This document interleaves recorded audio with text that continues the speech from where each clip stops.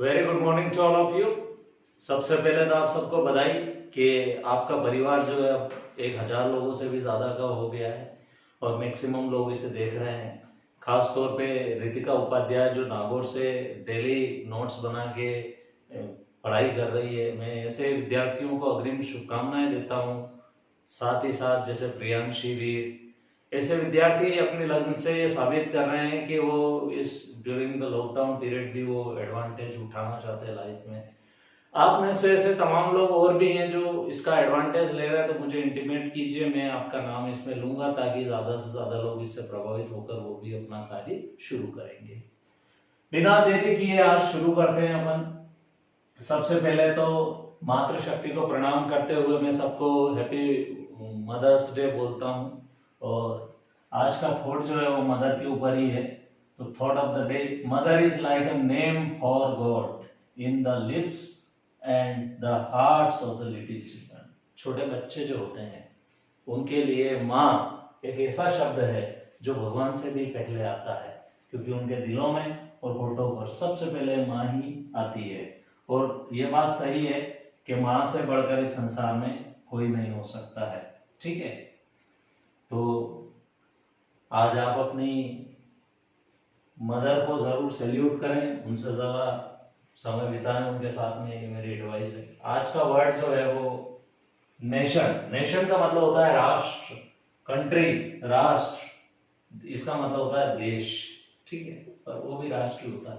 State, ये अक्सर political science में सुना होगा कि India is a secular state, तो स्टेट का मतलब भी वैसे राष्ट्र ही होता है, ना कि एक छोटा राज्य। ठीक है, लैंड, वही इसका मतलब भी जहां भूमि होगी वहां पर राज्य जरूर होगा। और ये सोवर्जिन नेशन जिसे बोलते हैं, या सोवर्जिन नेशन और स्टेट, ये इसका मतलब होता है एक वह देश जो पूरी तरह से स्वतंत्र हो अपने निर्णय लेने के लिए, उसे कहा जाता है सोवर्जिन स्टेट या नेशन। और नेशन स्टेट भी उसे ही कहा जाता है। तो ये आज के थे शब्द। और तो आज का जो टॉपिक है हमारा वो है प्रीपोजिशन, जिसको आपने पार्ट्स ऑफ स्पीच में पढ़ा होगा, पर पार्ट्स ऑफ स्पीच में सिर्फ उन्होंने प्रीपोजिशन का परिचय दिया, न कि प्रीपोजिशन पढ़ी। तो आज हम पढ़ेंगे प्रीपोजिशन, जिसकी शुरुआत करते हैं बिना देरी किए।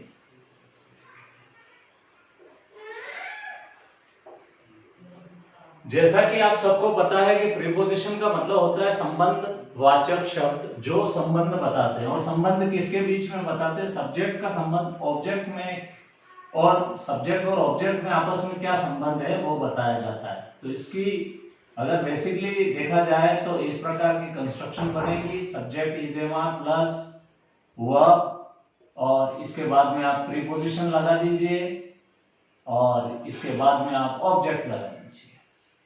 तो दोस्तों, मैंने एक फोटो देखा था, उसका मुझे आज दिन तक याद है कि प्रीपोजिशन की अहमियत एक्चुअल में क्या होती है। कि एयरपोर्ट पे लिखा हुआ था eating carpet is prohibited,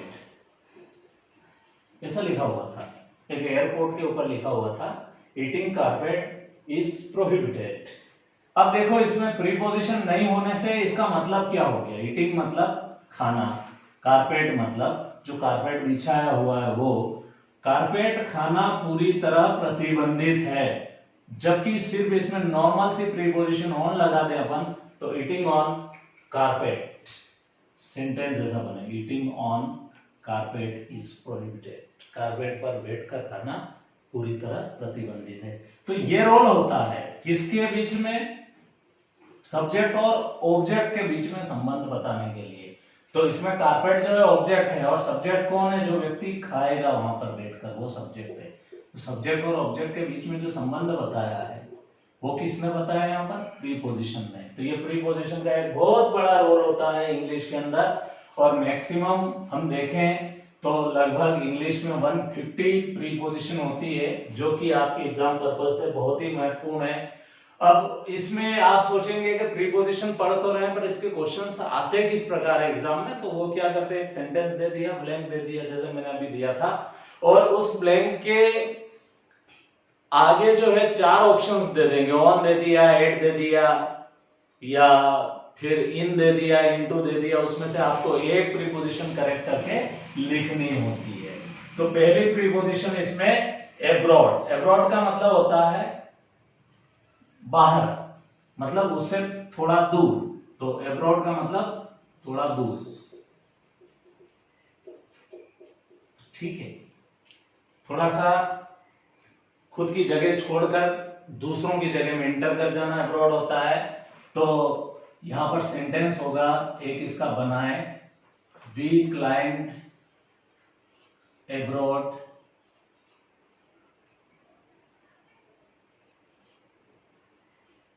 sheep, ठीक है।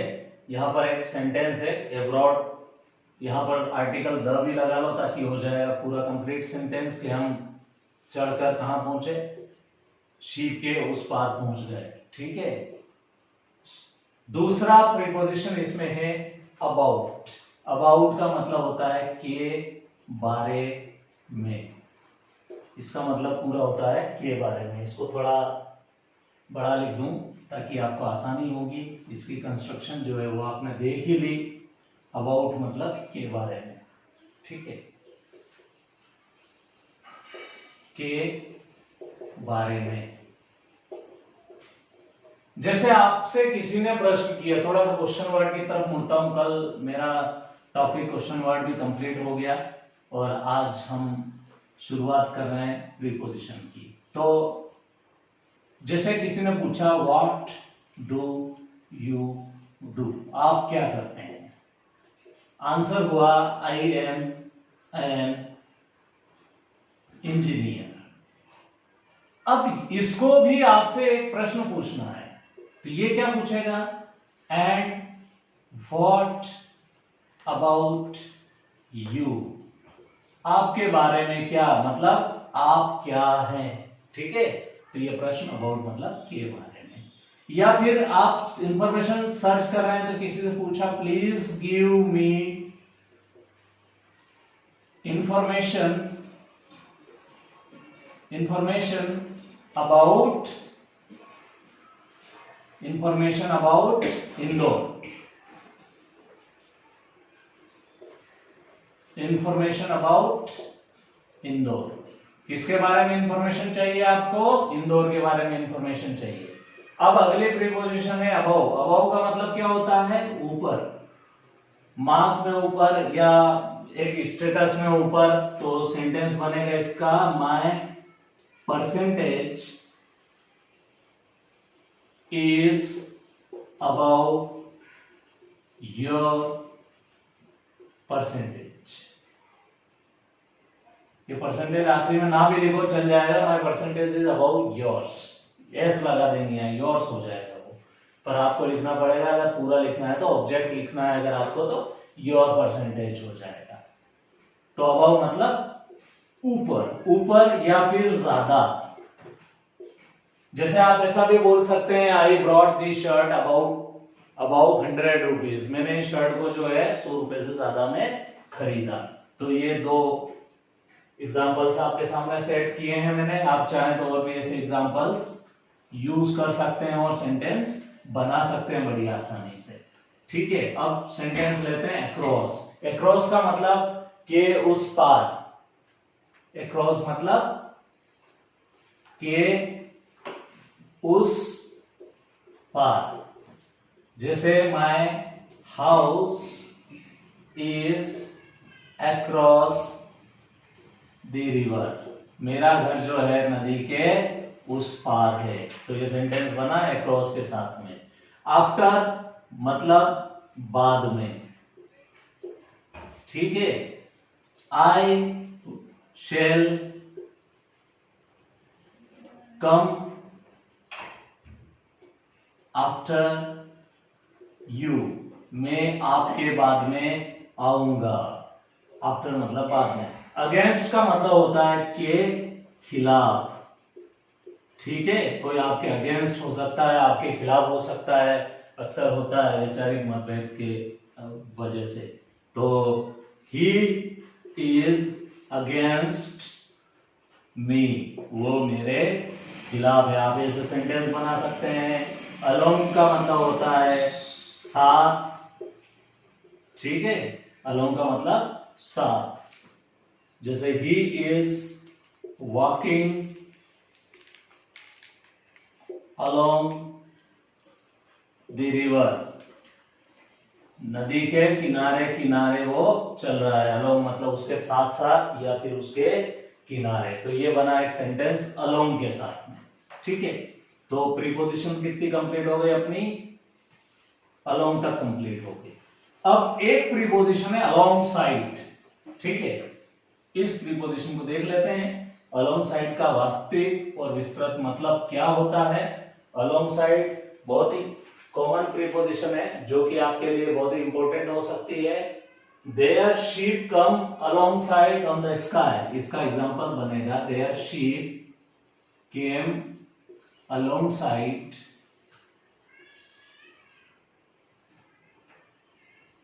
On the sky. ये इसका सेंटेंस बनेगा alongside on the sky, ठीक है।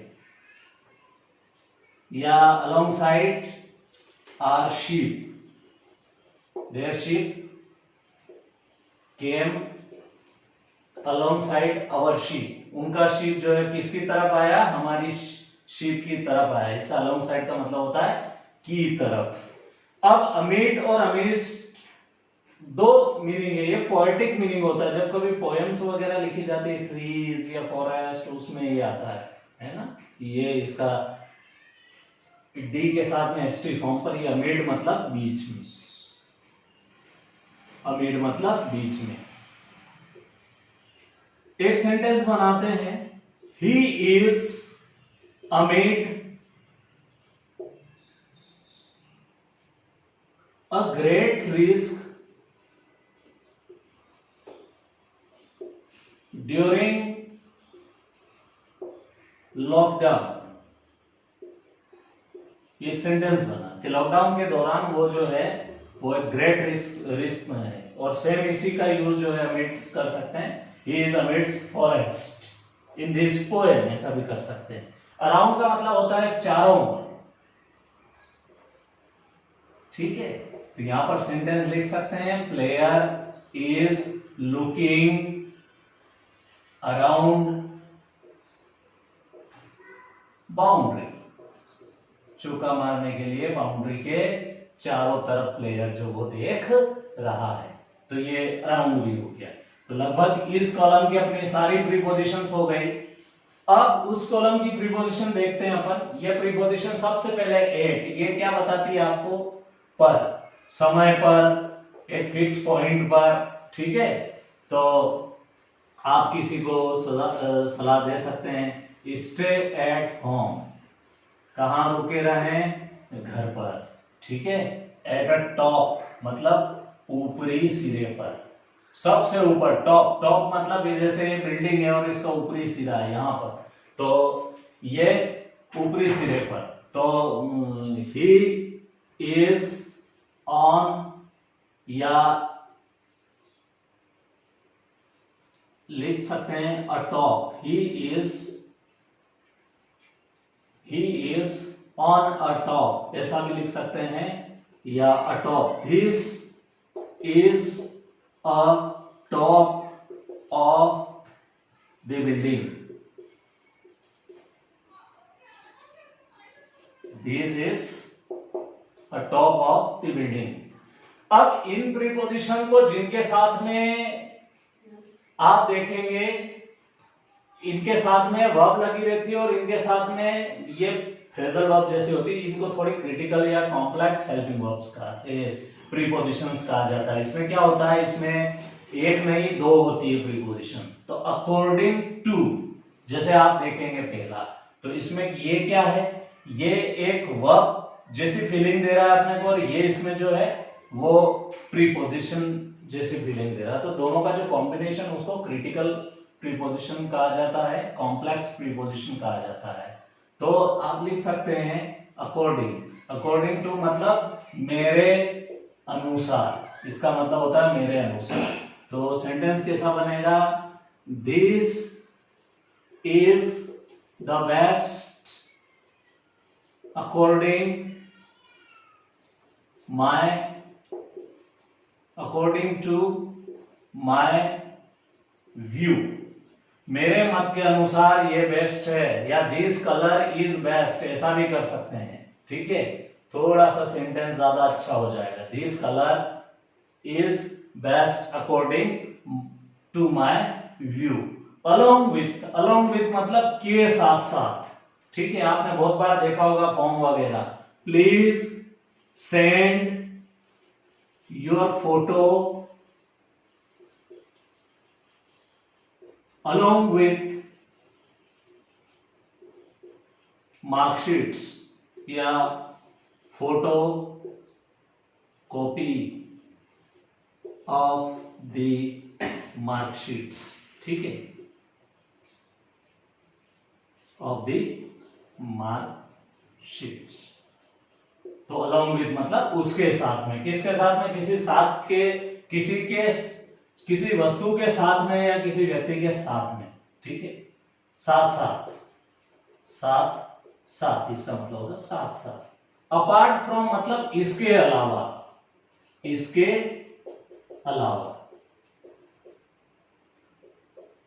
यहां आपको दिख नहीं रहा होगा, यहां लिख देता हूं, इसके अलावा। तो you can select bio apart from mathematics। आप मैथमेटिक्स के अपार्ट में क्या भी सिलेक्ट कर सकते हैं, अलावा में आप मैथमेटिक्स भी सिलेक्ट, बायो के अलावा में मैथमेटिक्स भी सिलेक्ट कर सकते हैं, या मैथमेटिक्स यहाँ रख दो, बायो बाद में रख दो, तो आप मैथमेटिक्स के अलावा बायो भी सिलेक्ट कर सकते हैं। ठीक है, अब अगला है असाइड फ्रॉम, मतलब होता है इसके अतिरिक्त,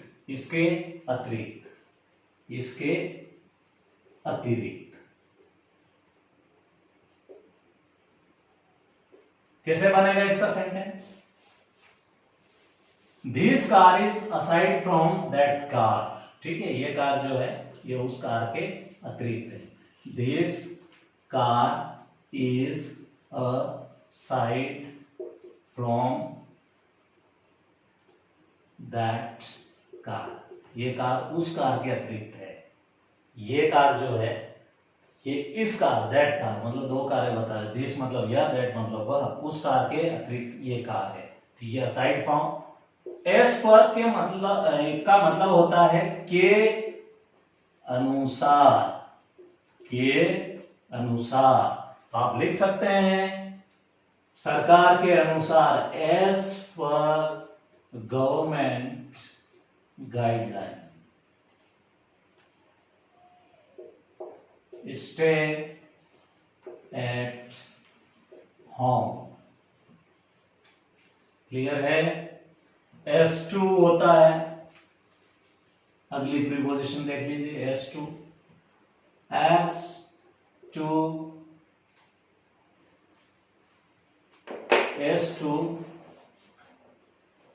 as to the best concept, I like general studies। ठीक है, ये इसका एक सेंटेंस बना है S2 के साथ में। अब एक अगला प्रीपोजिशन जो है वो लगभग आप सब जानते हैं, एज वेल एज। बहुत बढ़िया प्रीपोजिशन है, अक्सर लोग इसका यूज करते रहते हैं। एज वेल एज का मतलब के साथ साथ। अब साथ साथ में और के साथ साथ में क्या फर्क है? इसमें के इंक्लूडेड है। I like coffee as well as. अब आपके दिमाग में क्या आ रहा होगा? कॉफी के अलावा आपको क्या क्या पसंद है? सीधा चाय आ रहा होगा, पर मैं यहां पर लिखूंगा मिल्क। ठीक है, I like coffee as well as milk. मुझे चाय कॉफी के अलावा दूध भी पसंद है। एक अगला है अवे फ्रॉम। अवे फ्रॉम मतलब दूर होना किसी से, अवे फ्रॉम।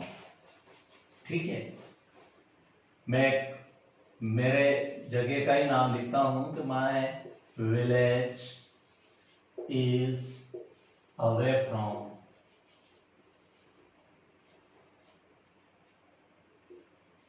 भोपाल।